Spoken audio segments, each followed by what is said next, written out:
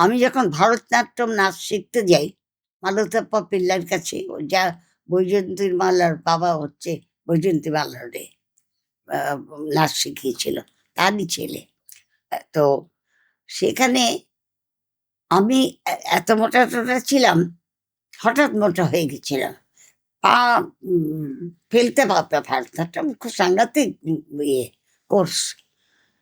আমার পা পিঠে কতদিন রক্ত বেরিয়ে গেছে। একটা ভঙ্গি করতে গেলে তো দেখতে হবে, এ করতে হবে, হ্যাঁ? বেঁকে রাখতে পারতাম না শরীরকে। কত পড়ে গেছি। কিন্তু আমি শিখেছি, আমি কোর্স কমপ্লিট করেছি। এত আমার জেদ। যেটা আমি মনে করছি আমি করব, আমি করেছি। বাহ! একদম। তবে জেদগুলো যে খারাপ দিকে যায়নি, এই ভগবানের ইচ্ছে।